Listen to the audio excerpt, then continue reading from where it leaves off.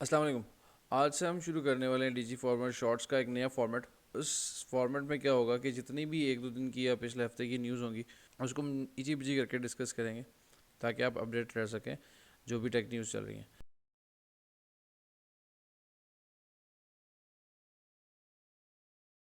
So starting of with the episode number 1।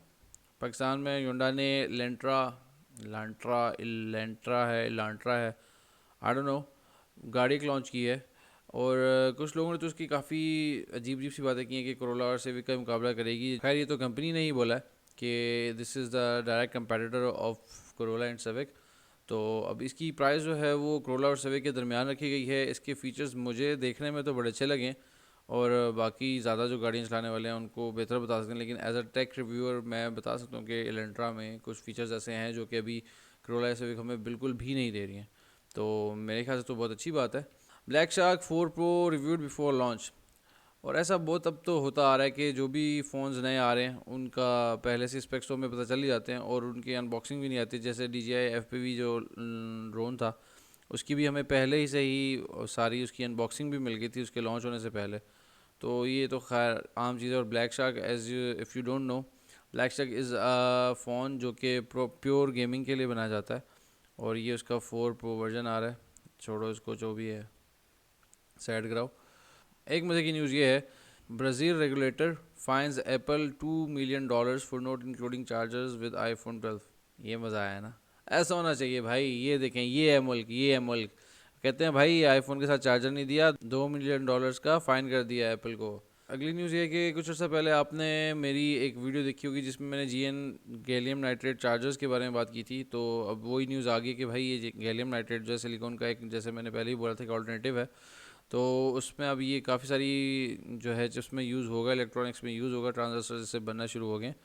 So this is a very good news कि जिससे एक, क्योंकि ये एक बड़ी शायद हमें दिखने में या हमें तो फील उस तरह से ना हो, लेकिन इससे चीज़ें जो हम हर चीज़ में माइक्रो से माइक्रो पे चीज़ जा रहे हैं, तो this is an other step towards the micro system of everything. अगली न्यूज़ ये कि Oppo X 2021 रिलीज़ हो गया है जो कि रोलेबल फ़ोन है। और रोलेबल फ़ोन एक ऐसा फ़ोन है जिसका डिस्प्ले रोल हो जाता है। पहले तो हमने देखे जैसे सैमसंग के और Xiaomi के, हुआवे के डिफरेंट फ़ोन से जो कि फोल्ड हो जाते थे। So this is another step towards flexible displace, कि जिसमें एक साइड पे आपका जो डिस्प्ले है वो फोल्ड हो जाएगा और आप उसी से अपना फ़ोन और टैबलेट उसको बना सकते हैं। नहीं जी, वन प्लस की तरफ से भी एक वॉच आ गई है जो कि $159 की है और ये वन प्लस की पहली स्मार्ट वॉच है। और मेरा नहीं ख्याल कि ये कोई एंड्रॉयड वेयर होने वाली है, ये भी एक नॉर्मल स्मार्ट वॉच ही होगी, जिस तरह की हेलो, आई मी लैब और ये मी ब्रो टाइप जो भी होती हैं उस टाइप की ही होगी, ये एंड्रॉयड वेयर नहीं होने वाली। अगली न्यूज़ ये कि हुआवे का P50 का एक रेंडर बना है। रेंडर मतलब कि उसकी एक लुक बनी है, जो कि उसके लीक्स आ रहे हैं उसके मुताबिक उसकी एक लुक बनाई गई है जो कि ब्लैक एंड वाइट में है। और उसके मुताबिक वो तो बहुत फिट लग रहा है। इस न्यूज़ को इंक्लूड करने का मकसद ये है कि कुछ अर्सा पहले हम बात कर रहे थे कि हुआवे जो है मोबाइल इंडस्ट्री से बिल्कुल आउट हो जाएगा क्योंकि US बैन की वजह से। तो अभी जो इस तरह की न्यूज़ आ रही है उससे हमें ये आइडिया हो रहा है कि Huawei is in the game और वो अपनी सीरीज़ प्री फ्लैगशिप और मेड फ्लैगशिप को लेके चल रहा है उसी तरह से। अगली न्यूज़ यार है कि वन प्लस का जो 9 प्रो आया है जिसमें उसने हासलब्लैड का कैमरा डाला है और पता नहीं क्या क्या कर दिया है। तो वो यकीनन एक बहुत, क्योंकि वन प्लस जो जाना जाता है वो एक अच्छे फीचर्स के साथ, एक अच्छी डिवाइस के साथ, एक नॉर्मल प्राइस में जो फॉल करती है उनकी डिवाइसेस ज़्यादातर, इसलिए वो बंदे जो चीज़ मांगते हैं, मतलब परफॉर्मेंस देखना मांगते हैं, तो they tend towards OnePlus. Pakistan में भी वन प्लस का उस तरह से रुझान है नहीं है, तो हम तो सैमसंग ही लेते हैं भाई, इसलिए this is out of our territory. लेकिन जी एक और न्यूज़ आ रही है कि जो सैमसंग ने Mi 11 Pro और Mi 11 Ultra बनाने का सोचा हुआ है, उसमें वो आईसो सेल जो कि सैमसंग की टेक्नोलॉजी है उसकी जनरेशन 2 इंक्लूड करनी है। ये कैमरा सेंसर जो है वो वन ऑफ इट्स काइंड होगा, क्योंकि जो S21 सैमसंग का अल्ट्रा है उसमें भी यही आईसो सेल है, लेकिन वो जनरेशन 1 है और उसका रिज़ल्ट आपके सामने ही है। और बहुत सारे आपने रिव्यूज़ भी देखे होंगे कि कैसा आला किस्म का रिज़ल्ट है उसका, कैसा उसमें फिट HDR करता है और ISO उसका कितना मज़े का डी नॉइज़ करता है। तो ये उसका जनरेशन 2 है जो कि Mi 11 Pro और Mi 11 Ultra में आएगा। सो लेट्स सी कि ये हमें क्या रिज़ल्ट देता है। कुछ अर्से पहले न्यूज़ थी कि नाइकन जो है काफ़ी पीछे रह गया है in the race of cameras, क्योंकि वो मिररलेस में पीछे था। तो अब नाइकन ने ये सब चीज़ों से सीखा है और वो बहुत मज़े से इस चीज़ को अपने सीख के आगे ग्रो कर रहा है। एक न्यूज़ भी यही है कि अभी वो उसके मिरर लेंस की अच्छी वाली लाइनअप आने वाली है। अगली न्यूज़ भी कैमरा से रिलेटेड है, जो कि कैनन EOS R5s आने वाला है अगले साल, जो कि 100 मेगापिक्सल का होने वाला है। 108 मेगापिक्सल कैमरा तो अभी बहुत सारे मोबाइल फ़ोन्स में भी आ चुका है, लेकिन दिस इज़ मिररलेस, तो इसके 100 मेगापिक्सल को आप उससे बिल्कुल भी कंपेयर नहीं कर सकते। वीवो की फ्लैगशिप में एक नए फ़ोन का इजाफा हुआ जो कि है X60, और उसमें जो उन्होंने कैमरा लगाया उसकी जो मेन हाईलाइट है वो उसका कैमरा ही है। जीस ब्रांडेड कैमरा है उसका सिस्टम, और उसमें भी इतना मतलब जो उसमें जो सबसे, बाकी सब तो आप रिव्यूज़ देख सकते हैं, लेकिन जो उसमें जो सबसे आला और सबसे मज़े की बात है ना, वो है उसका कैमरा। इसके कैमरे में ख़ास क्या बात है? वो ख़ास बात ये है कि इसके कैमरा में फ़िज़िकल गिम्बल लगी हुई है। तो जब आप उसको मूव करते हैं, अपना मोबाइल फ़ोन मूव होगा तो उसके साथ वो पीछे जो कैमरा सेंसर है वो भी आपका उस जो आपका जिटर है उसको कंपनसेट करेगा, और उतनी आपकी वीडियो जो है स्टेबल रहेगी। इसमें जो मेन सेंसर है उसके पीछे जो ग्लास लगा हुआ है वो इतना क्लियर है, इतना क्लियर है कि उस पर बिल्कुल भी ग्लेयर नहीं आने वाला। तो बहुत सारे हमें इश्यूज़ यही होते हैं कि जब आप नाइट फोटोग्राफी कर रहे होते हैं तो उसमें जो आपके लाइट पे अगर आप कोई तस्वीर बना रहे हैं, लाइट डायरेक्ट लाइट पड़ रही है तो उसमें ग्लेयर्स आ रहे होते हैं, तो और डिस्ट्रैक्शन इस तरह की बन रही होती है, तो वो बिल्कुल भी नहीं होने वाली इसमें। एक और जो मज़े की न्यूज़ है, जो कि हम E-कॉमर्स वेबसाइट्स पे देखते हैं, स्कैम देखते हैं, सब कुछ देखते हैं, लेकिन खैर this is not a scam.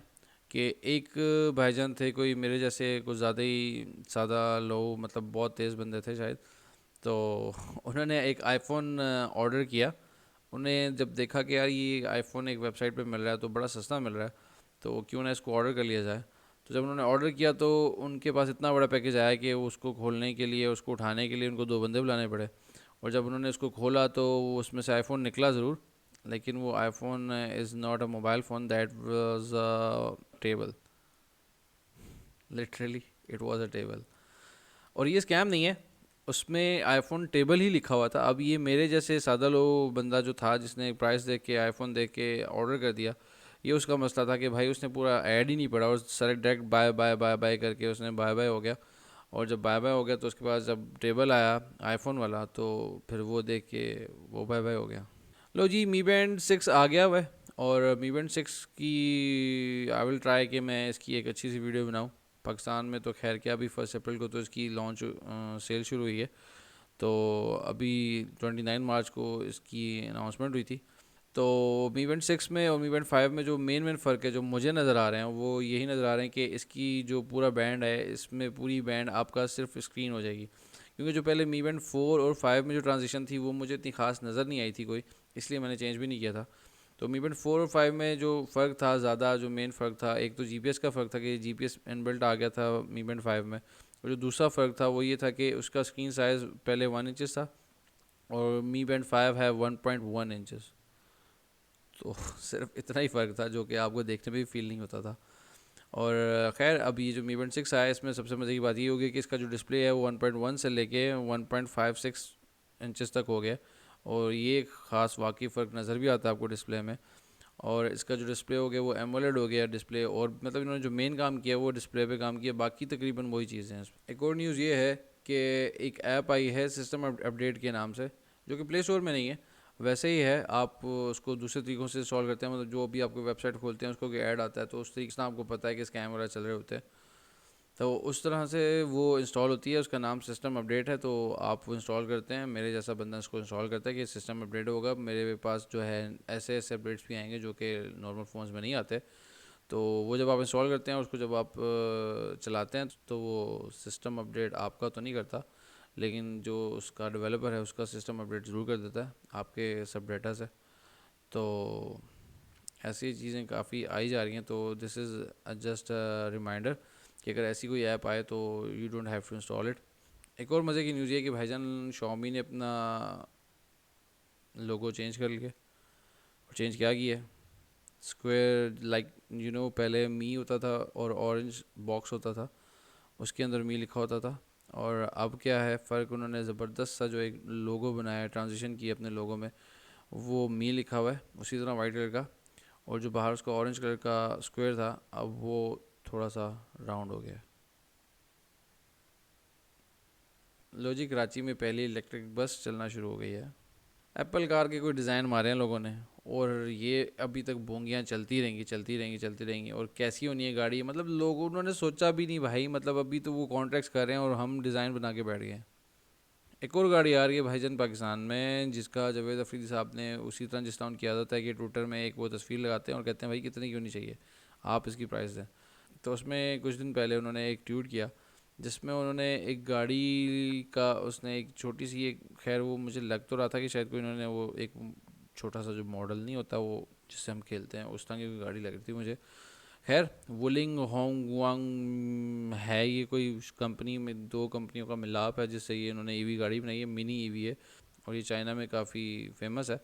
अब ये जावेद अफरीदी साहब चाह रहे हैं कि पाकिस्तान में भी लाया जाए, और इसमें सबसे जो शॉकिंग चीज़ है वो ये है कि it will be priced under 1 million rupees.